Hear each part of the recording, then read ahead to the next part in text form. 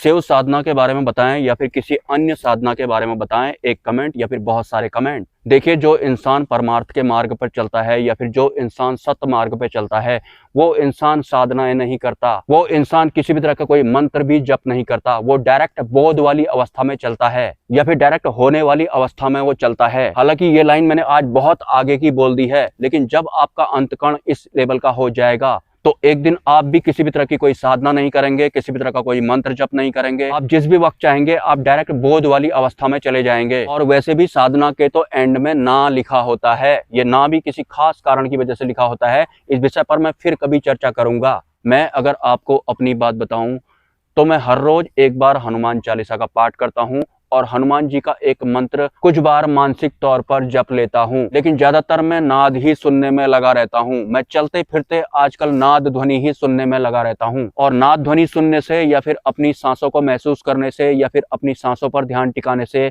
हमारा जो अंतकण होता है बहुत तेजी से उच्च स्तर की आध्यात्मिक ज्ञान को ग्रहण करने के लेवल का हो जाता है। हालांकि अगर आध्यात्मिक यात्रा के दौरान या फिर साधना के दौरान अगर आप शुरुआती चरण में हैं तो आपको अपना मंत्र जप जारी रखना है, भले ही किसी भी मंत्र का आप जप करते हो या फिर जिस भी तरह से आपकी आध्यात्मिक जर्नी चल रही हो। जैसे कि अभी आपको सिद्धि मार्ग वाले गुरु प्राप्त करने हैं या फिर आपको सदगुरु प्राप्त करने हैं, लेकिन मेरा अब ऐसा नहीं होता है। अगर मुझे सदगुरु प्राप्त करने हैं तो मैं डायरेक्ट सदगुरु वाली अवस्था में पहुंच जाता हूं। मतलब सदगुरु वाली अवस्था में अगर मैं पहुंच जाऊंगा, मुझे किसी दूसरे गुरु या फिर सदगुरु का आह्वान नहीं करना पड़ेगा कि आप आ जाएं और मेरे कुछ सवालों का सांकेतिक तौर पर या फिर जैसा भी आपकी व्यवस्था है उस हिसाब से मुझे जवाब दें। मेरे भीतर ऑटोमेटिक सदगुरु वाली अवस्था जागृत हो जाती है, तो मुझे स्वतः ही जवाब भी मिलने लगते हैं। हालांकि अभी कुछ कुछ अवस्थाओं में मैं पूर्ण रूप से परिपक्व नहीं हुआ हूँ। सीधी और सरल बात बताऊं तो अगर आप अपनी बुद्धि और अपने मन से थोड़ा थोड़ा दूर जाने लगेंगे, मतलब आपकी आंतरिक व्यवस्था को पता लग गया कि बुद्धि और मन कुछ और होते हैं, भले ही आज तक मैं इनको अपना मान रहा था या फिर ये मुझे अपना मनवा रहे थे और मेरे साथ में चल रहे थे,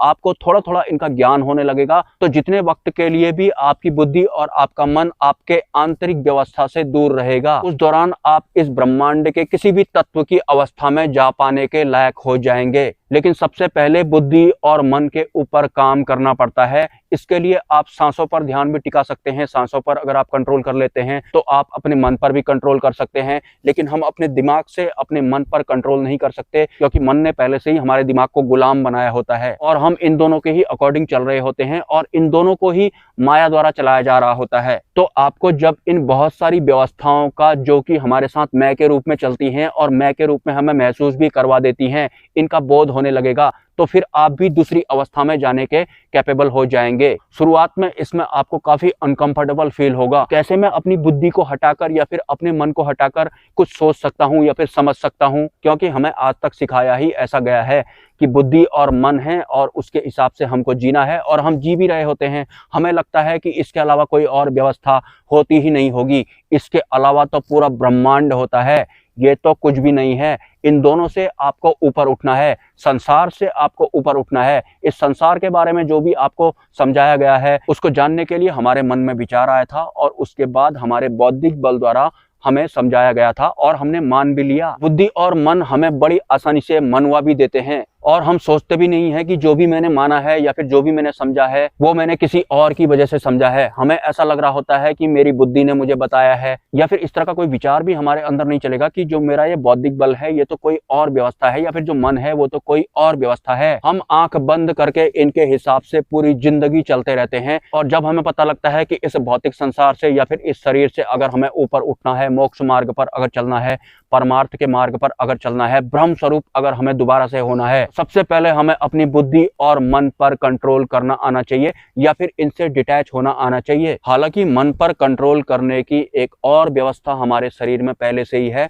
लेकिन अभी अभी मुझे वो व्यवस्था या फिर वो विधि भुला दी गई है। एक तो मैंने सांस वाली बताई थी और दूसरी एक व्यवस्था भी है जिसे मैं बताने वाला था, लेकिन अब मैं नहीं बता पा रहा हूँ क्योंकि मुझे वो याद ही नहीं आ रहा है, क्योंकि मुझे भुला दिया गया है। अगर आप उस विधि को फॉलो कर लेंगे तो आप अपने मन को साइड में भी कर लेंगे। और मन को अगर आपने साइड में कर लिया तो मन को उसके बाद बहुत ज्यादा पीड़ा होती है, या फिर हमारा मन रोने लगता है कि आज तक तूने मेरी बात मानी थी, अब तू मेरी बात क्यों नहीं मान रहा है, तूने मुझे साइड में क्यों कर दिया है। वैसे मुझे बहुत मजा आता है इन सब विषयों के ऊपर काम करने में। अभी मैं नाद ध्वनि भी सुन रहा हूँ, बहुत साफ और क्लियर मुझे नाद ध्वनि सुनाई पड़ रही है इस वक्त, ये लगातार मुझे सुनाई देती है।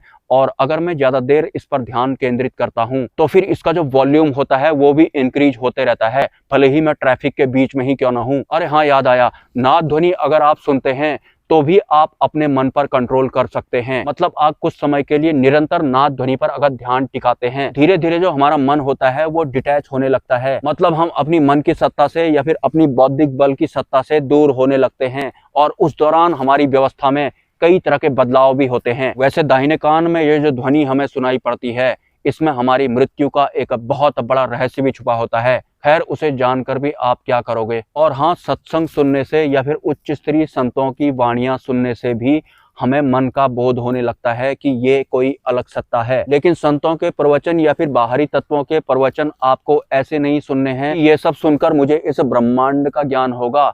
सबसे पहले आपको अपना ज्ञान करना है, आपको अपनी अंतरिम जागृति करनी है। मतलब इन सभी रहस्यों का जो रास्ता है सबसे पहले हमारे भीतर से शुरू होता है। तो सबसे पहले हमें अपने भीतर वाले रास्ते को खोलना है या फिर साफ करना है। भले ही हम संतों की वाणियां सुनकर खोलें या फिर नाद सुनकर खोलें या फिर अपने आप चलने वाली इन सांसों पर ध्यान टिकाकर खोलें।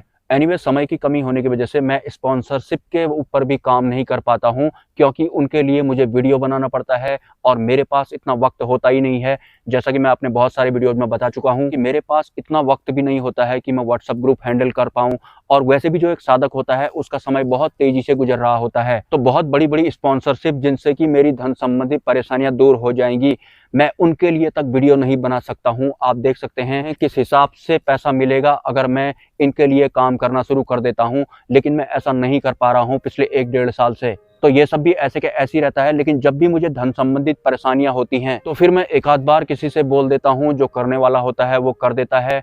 फर्क सिर्फ इतना है कि 2-3 साल पहले मैं कुछ ऐसे लोगों से पैसे लिया करता था जो लोग मुझे बिल्कुल भी भाते नहीं थे, या फिर जो लोग मुझे पसंद नहीं करते थे, या फिर जिनको मैं पसंद नहीं करता था।